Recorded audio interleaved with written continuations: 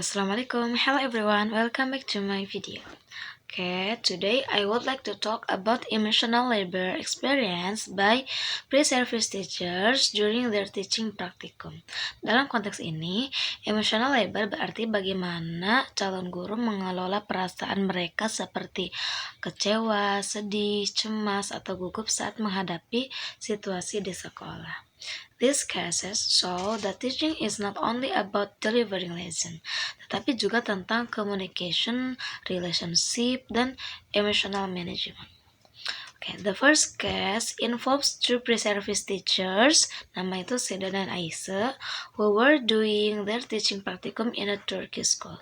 Masalah utama yang mereka hadapi adalah lack of clear communication dari mentor teacher mengenai perubahan jadwal.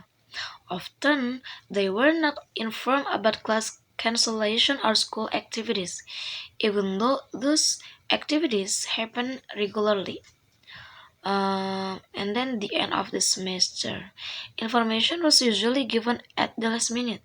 Sometimes, even on the Sunday, situasi ini membuat mereka merasa frustasi dan emotional exhaust karena jadwal mengajar menjadi tidak stabil gitu ya.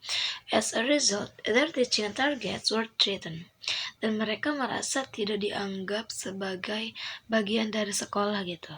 To cope with this situation, one of the students joined the class WhatsApp group. Nah, strategi ini membantu mereka stay informed dan lebih siap beradaptasi. Although emotionally, they still felt the situation was unfair. Everyone, the second case focused on Kamuran and Yaprak, who experienced emotional pressure due to student indifferent attitudes. Nah, Kamuran observed a 10th grade class where most students were passive and disengaged. Only a few students participated, and this made him feel anxious and insecure about her teaching ability. Meanwhile, Yaprak taught an 11th grade class where many students were inattentive. Some students were doing other assignment and others were reading novels during the lesson. Kondisi ini membuat Yaprak merasa nervous dan sulit membangun interaksi di kelas. From the discussion, it was emphasized that teachers need to build rapport with students. Guru tidak hanya mengajar materi, tetapi juga perlu memahami kondisi emosional siswa. Students who seem noisy or indifferent might actually be seeking attention. Nah, jadi kita sebagai guru perlu fokus pada pendekatan, bukan sekedar kontrol kelas. The third case highlight Kifak and her peers, who reflected on their mentor teacher's teaching style. They were surprised because the mentor teacher started the lesson directly, without greeting the students are doing a warm-up activity.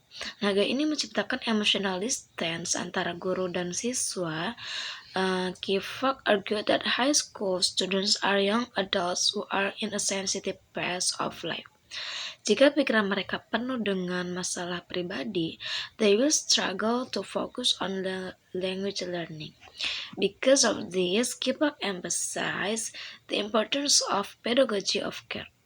Mahasiswa guru praktik kemudian menerapkan warm-up activities seperti asking students how they feel or how their weekend was. Interestingly, this approach led to behavioral change in the mentor teacher.